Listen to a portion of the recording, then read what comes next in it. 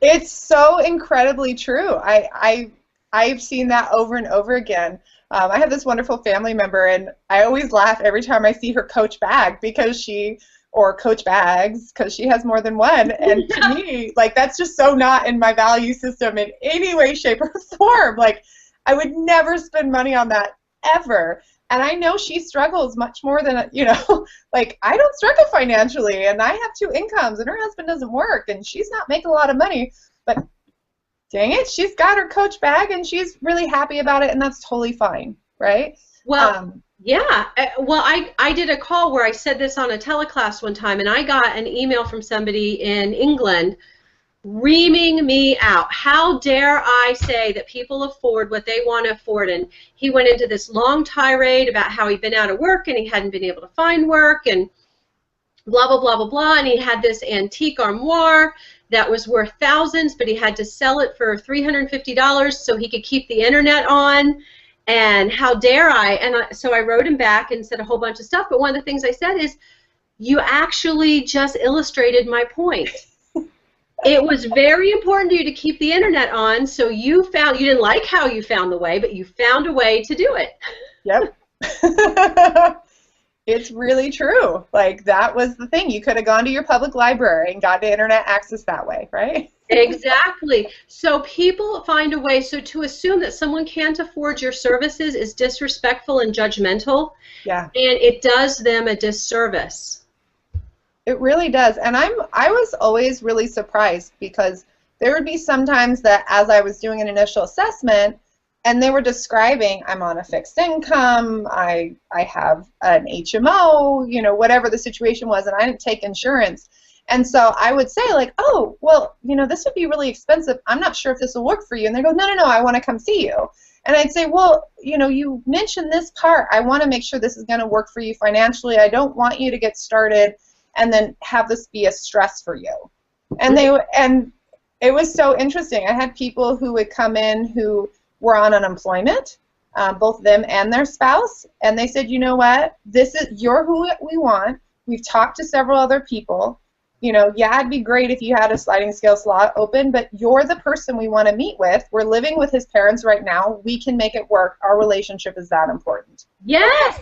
Right? Or the person who was retired and had some issues, and they said, you know what, look, I got actually, I don't talk about it, but I got a huge sum of money as a inheritance, and part of the reason I'm going to therapy is because of the abuse from my family. So I think this is a great way to spend my inheritance. Excellent. So you just don't know. I think it's an empathetic thing to check in on and to make sure of, but you'll be surprised at those answers. You don't want to assume. Like, just bring it to the surface and talk it through. Exactly. And I want to say something in my experience, and this is something that I've recommended to lots of therapists about having reduced rates.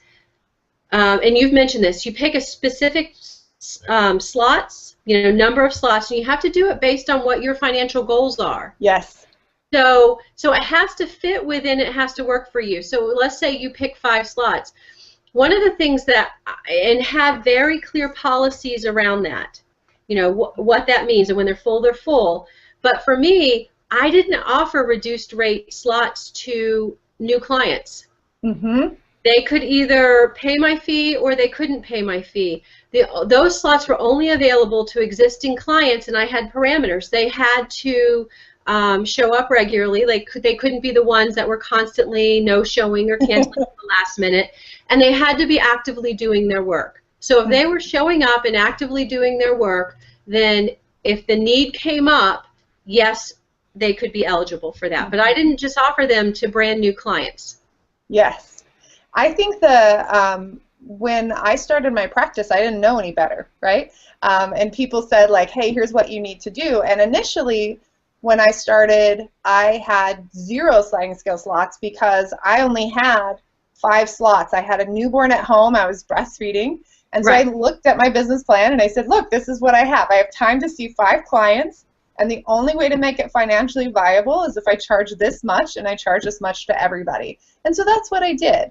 And then as I went into full-time, there were some times when I accepted people initially, but once you're established and you're getting a good range of clients, ultimately what would happen is, I mean, it does just get filled by current clients. Even though I didn't have a policy against it, it was just a logistical thing. And because I kept my practice small because I did intense trauma work, I knew, okay, it's 10% of my caseload, right? Which is, you know, that's 2 clients. You know, that's it. You know, if I can maybe move that up to 20%, but that's, you know, 2 to 4 clients. That's all she wrote. And I need to have the other part of my practice working in such a way that those slots mean I don't care if I get paid for those or not. Yes. Right? So that's the other thing that I like to tell therapists is come up with a business plan with the number of clients that you need to have coming in and paying your full fee. Yes. And that is your business plan. If you have a couple of pro bono or sliding scale slots, that income has nothing to do with your income ultimately. If it goes away or if it's there, that shouldn't really tie into your business plan in a strong way. And also giving them permission. Some people like to do sliding scale work. Some people don't. You can give back to your community in a lot of different ways. That is just one. And the other thing that I've recommended to people is, you know, particularly people who feel like they need to get everybody on the bus, is to structure your business model. I'm sure you talk about this too, so that you have different price points. So if someone can't, it's not in their budget to come in and see you regularly individually, a group might be in their budget. Mm-hmm. Or a workbook, or like you said, online video training, or whatever. So there might be other things at different price points that is in their budget. Mm-hmm. And I think that's where it's so hard that therapists often don't come into this work with business training, yes, or the business training that they do come into the work with actually kind of gets actively discouraged. And so it becomes their former life and their current life. Yes. And the two things kind of don't come together. Mm-hmm. Or the other piece is that therapists aren't taught to reach out and get support and, again, invest in figuring out how to do this business thing. Most other business owners, it's normal to go out and get a consultant, or at least to go to your local small business alliance and sit down and do free coaching with them. Like, we will search it out, but therapists feel like, well, the Small Business Alliance doesn't understand my unique needs, right, so I'm not going to go and ask someone who's not a clinician because they're going to give me bad business advice. But I don't have any way to invest in someone helping me figure out how to structure my business and how to get these things set up. Well, okay, so I'm gonna get my soapbox for a minute. I don't mind. Get on it, girl. Get on it. So I think it's not that therapists don't have the resources to invest, because it's been my experience, and I've been there too, that therapists, a lot of them have certification after certification in treatment modality. So they've got money. It's important to them because we afford what we want to afford. Yes. And they think that having this certification, and this training is going to get them more clients. They are not often willing to invest in learning the business, because a lot of therapists I've talked to, they have it's an internal struggle. They have a hard time wrapping their mind around this is a business. They want to treat it like a hobby or a jobette or a ministry. Yes. And here is the thing, like, all of that's fine, but if you want this to support you and to pay your expenses, you have to run it like a business, and in order to do that, you have to learn the skills.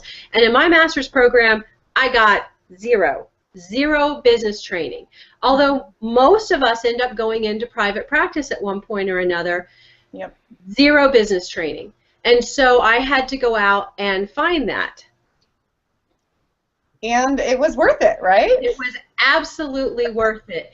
And learning how to do that is what brought my clients in, not this certification, because the truth of the matter is clients don't care about they don't care about your modalities. I mean, some are looking for a particular modality, but for the most part, they just want to feel better. They just want to get where they want to go, and they don't care how you do it as long as it's ethical and they don't care. Yeah, well, and here's a great example, too. I am EMDR certified. Me too. I love EMDR. I think it's fantastic. Me too. One of the best trainings I've ever invested in as a trauma person. Fantastic. I did my first part of my training like 12 years ago, and then I went back maybe like 5 years ago and did the second part of my training. I had the most basic level certification, right? Most basic level. There's this whole advanced level that you can get through EMDRIA, and you can be EMDRIA certified, right? So people were searching every time there's something on 2020. That's how I figured out what the flow was. Every time there's something on TV or some great news article about EMDR, I would get kind of this like rush of calls of people saying, hey, I want to find you. And they found me by Googling, right? Mm-hmm. Now, when they would Google, they would find me initially, and then one other person got certified who was on the internet. And they would call me up and they would say, oh my gosh, I want to see you. And I'd say, oh my gosh, I'm full. And they're like, but you're the only person who does EMDR. Was I? No. In fact, there's this great guy down the street who was EMDRIA certified, had tons more training than I did, tons more, like a whole, like I think he was at like the consultant level trained of EMDR. Like he was at this higher level, but he had no website. His nothing was linked on EMDRIA. He wasn't listed on the EMDR.com site, even though he could have been. He wasn't listed anywhere. And so it was this crazy thing where even though he had this advanced level certification, he didn't get clients from the internet, and he could have. You know? Well, yeah, then that's what I talk to people about marketing. You can be the best at what you do, but if you're not out there, if people don't know about you, they're not going to come. You can't help them. Exactly, exactly. Even now that I have transferred states, I'm not taking any new clients on, and obviously I don't do any distance EMDR or anything like that. Now everybody who calls me, I'm referring them to the other people in town, and they're going, oh my gosh, this is so fantastic. And I don't know how to tell them, like, you know, eventually I'm probably going to close down my website, or I'm going to sell it, or I'm going to do something else with it. And you really should be putting this stuff out. Like, why should they filter through me to find you? Like, when they can just find you. Right?